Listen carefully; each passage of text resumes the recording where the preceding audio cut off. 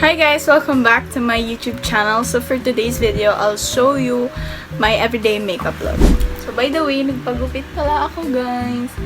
Pero medyo humaba naman na siya kasi before, dito siya ka-ikli dyan. So ngayon, medyo humaba na ng 1 inches or 2 inches. So buti naman, humaba na siya. So yung haircut ko is wolf cut pero na mukhang mask na girl pero nagme-makeup.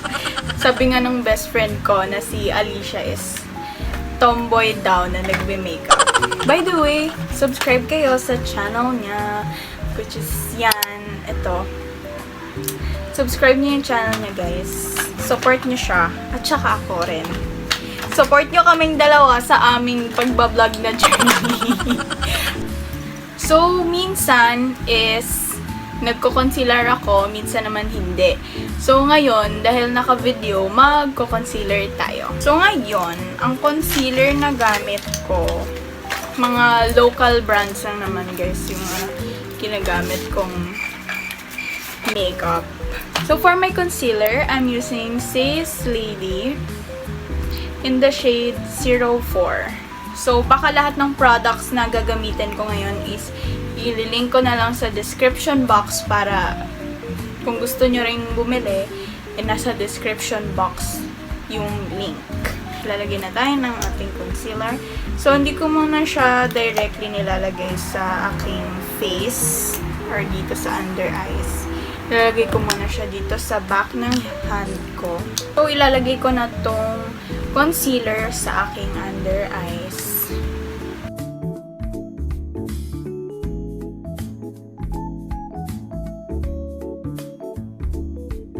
Sponge. Tapos, ako siya i-blend with the sponge. So, yan. Yan yung concealer ko.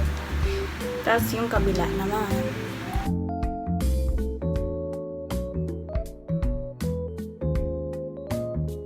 So, tapos na ako maglagay ng concealer sa aking under eyes.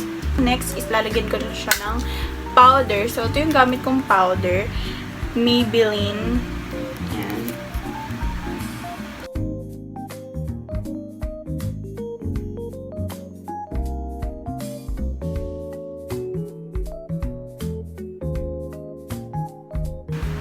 So, ayan siya. Ginagamit ko naman for my blush is gumagamit ako ng cream blush first. Saka ko siya tatapalan ng powder blush. Pero sa cream blush ko, ito yung gamit ko. This is from Pretty Secret. This is from Pretty Secret. So, kiklip na muna natin yan para hindi sa gabal. So, sana kanina pa ako nag-clip. So, nakalagay na ako ng konting amount.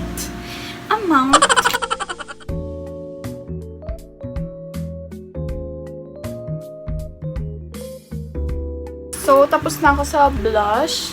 Sa pagbe-bake naman ng face, ito yung gamit ko. This is Dr. Sensitive All Day No Sebum Powder.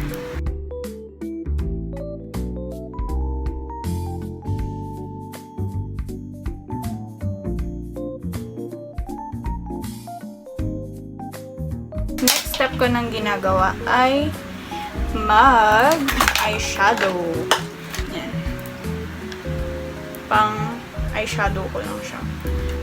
Kasi para medyo natural lang.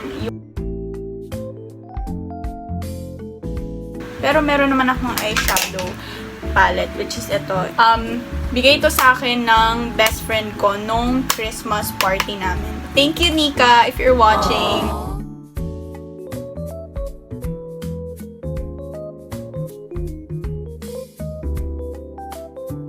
So, ang next ko naman na ginagawa ay mascara. So, ito yung gamit kong eyelash curler. Nabili ko lang dito sa Watsons.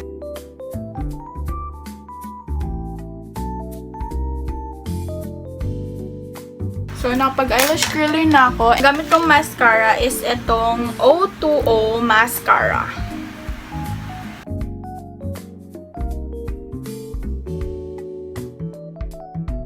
Maganda pa dito guys is para siyang natural lang. Ayan, no? This is with and without. Tignan niyo yung difference. Parang natural looking lang din siya, kaya gustong-gusto ko to.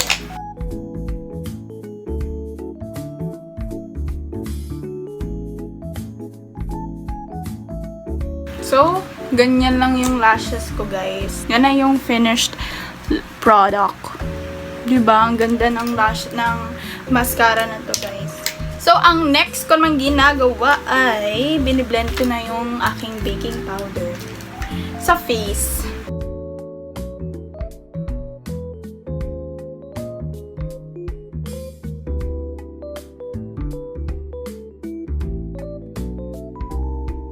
So, tapos ko nang i-blend yung powder. Di na po ako nag-eyeliner kasi di ako So, for my highlighter, ito siya. Gagamitin ko, which is bigay sa akin ni Anika. Thank you, Nika. So, ito ang ginagamit kong highlight. Yan ang aking pang-highlight sa mukha.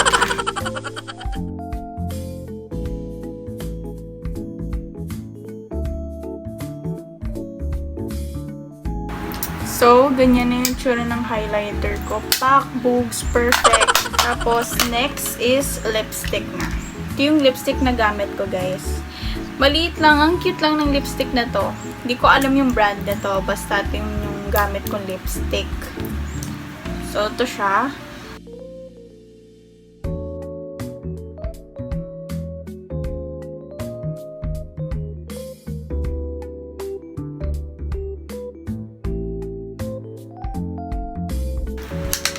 So, ganito lang yung lips ko. Basta lang may kulay siya. Tapos, nilalagyan ko siya netong Jelly Lips na lip care. Pero, ginagamit ko siya as my lip gloss. It's from Detail. Konti lang. So, guys, this is the final look. Katapos kong mag-lipstick and all, ang next ko nang nilalagay sa face ko ay setting spray from Dazzle Me Get a Grip Matte Fix Setting Spray. Ito yung aking gamit. Tapos, papatuyuin ko na lang siya sa face ko. Tapos, ito na yung final look ko. So, ayusin ko lang, guys, and I'll be back. So, this is the finished look. So, super simple lang talaga siya, guys. So, ayun na, guys. Thanks for watching. Don't forget to subscribe and click that notification bell button para lagi kang updated sa mga videos ko. And please like this video. Please don't forget din po to subscribe to Alicia at RND. By the way, guys, don't forget din po to subscribe sa channel ng friend ko, which is ito. Yan. Don't forget din po to subscribe sa channel niya. Yun lang, guys. Thanks for watching. Don't forget to subscribe.